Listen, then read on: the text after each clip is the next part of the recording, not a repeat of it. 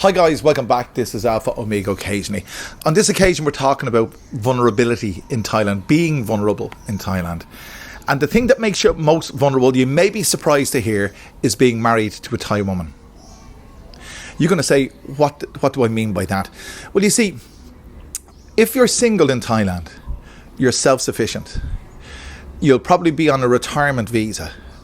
With the retirement visa comes there's certain criteria it required, but you need to have a steady, you can't work, so you need to have a steady income, like a pension or something like that coming in from outside, say. But given that, you're totally self-sufficient. You can go, you can do your own thing, you can rent your own property, you can command your life. You can do your own health insurance, insure your own car, do all those things. And you see, I'm mentioning this because I'm married to a Thai woman, and the reason I feel vulnerable is because, well, everybody goes through their ups and downs. We went through I would say major down. We had a disagreement the other day. Everything's back to normal now. But during that period of about 36 hours of this uncertainty, I realised how vulnerable I have become, and I'm using the perfect tense because I have become vulnerable. When I first came here, I bought my own car. I rented my own apartment, not in Bangkok, Ben Lam Shabang. I rented my own apartment. I had my wits about me, and I knew exactly where I stood.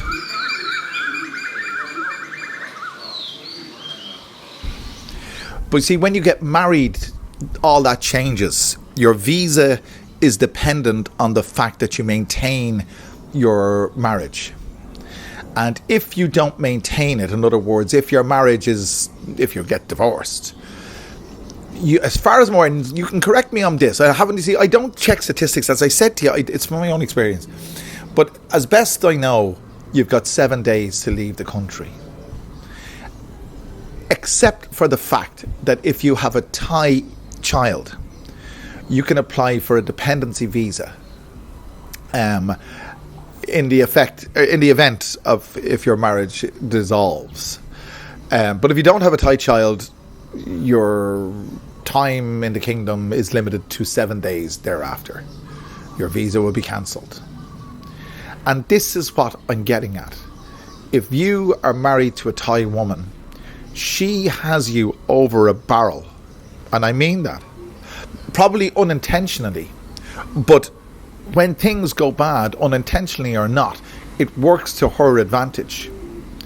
That she can dissolve the marriage or threaten to dissolve the marriage, and if so, where does that leave you?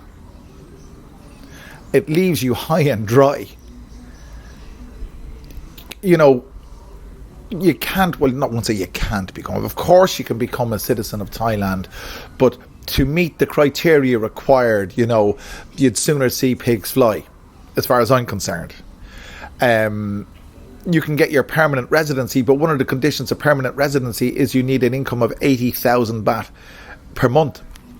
And 80,000 baht per month is equivalent to $2,500. Then if you're lucky enough to have 2,500, or the equivalent thereof, now it could be wrong on the exact exchange there, but let's say $2,500. If you're lucky to have $2,500 coming in every month from an external source, fair play to you. If you're working in Thailand to earn 80,000 baht, $2,500, you'd be very, very lucky indeed. I don't know anybody who I've ever met has been earning that kind of money. The teacher in Thailand will earn, say, 30 to 40,000 a month, 50,000 if you're in a private school, maybe, teaching English. IT guys, whatever, I don't know what digital nomads are. And I mean, I'm a digital nomad as well. I work online. I don't even get the colour of 80,000 baht per month. So therefore, that permanent residency may be out of reach for most people. So maintaining your marriage is critical to maintaining your status here in Thailand. And when you hit a rocky patch, as we all do, I mean, there's no marriage that doesn't. And if you hit a rocky patch, ordinarily you can work your way through it, which we have done. But the interim period, the time in between the time it starts and the time it sorts itself out, let's say, is more than uncertain. It's more than uncertain. I gave up smoking 2 years ago, and I literally bought a pack of smokes when all this started a couple of days ago, and I haven't finished them. I mean, basically, we kind of got back on an even keel today, more or less, and I know where I stand. I didn't know where I stood for the last couple of days, and because of that, I didn't even enjoy the smokes, but it was just something to do while I was thinking, and it was. I won't say I was terrified. I wasn't terrified at all, but it was the most. It was a realization that my spouse had the ACE card, and that denotes the vulnerability. You're vulnerable in many ways here. Many ways here. If you have a road accident, for example, I mean, this isn't about road accidents. It's about vulnerability. If you have, and I've had more than one. One serious one. I've mentioned it before, but when that happened, even though I was in the right, I was the foreigner, and I was in the wrong. I had to pay the individual, even though that other individual was clearly in the wrong, as far as I'm concerned. Anyway, I'm not going to go into that. But regardless, in every aspect of life here, you're vulnerable because you're not Thai, and you could have 100 children, and you still won't be Thai. So bear that in mind. If you're coming here and you're looking to have a happy life, well, they say a happy life, happy wife, happy life, but you can't keep her happy all the time. And you don't want to be in the position that I had found myself in over the last couple of days. You don't want to be in that position. It's not nerve-wracking, but it is absolutely.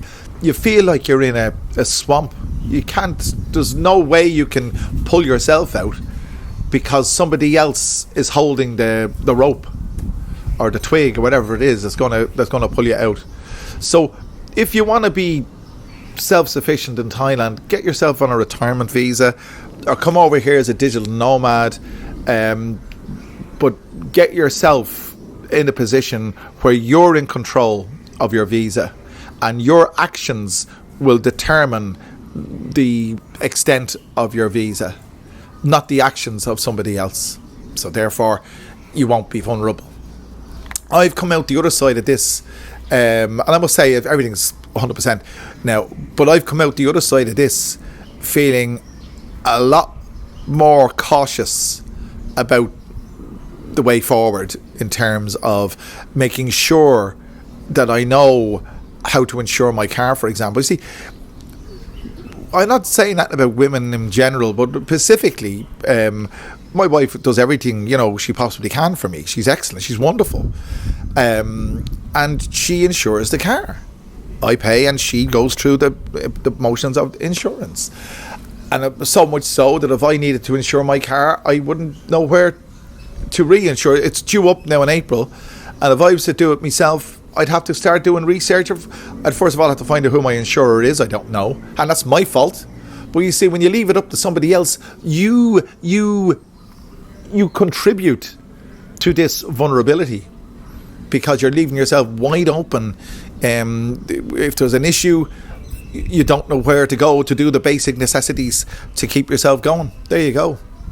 So I can say, when I came here first, I was completely independent. Didn't know anybody, set myself up, had my own apartment, had my own car, had a bit of a job going on, and happy out. And I went down I was in Lam Shabang, which is about 20 kilometres north of Pattaya. Went down to Pattaya at the weekends, played Jenga with the bar girls and all the rest of it, do all those things, and it was grand. And then, what did I do? I went and got married. There you go. And hence, I became vulnerable. But I can tell you now, I'm very happy to be in the situation I'm in, despite the fact that I'm telling you I feel vulnerable, because I'm going to make sure that I don't feel so vulnerable, because if something like this happens in the future, I don't want to feel the same way as I felt over the last 36 hours. So there you go, guys. There's a word to the wise. If you want to be happy in Thailand, be self-sufficient. That's the bottom line. I'm glad you joined me, and if you did enjoy this, make sure you leave a comment, let me know what you think. Put a like on it, dislike on it, whatever. Just make sure you let me know what you think of the video. And if you're not subscribed, click that subscribe button, the notifications bell, the share button. Do all those wonderful things, and I'll bring you back another wonderful video very soon. Thanks for joining me. Hello there.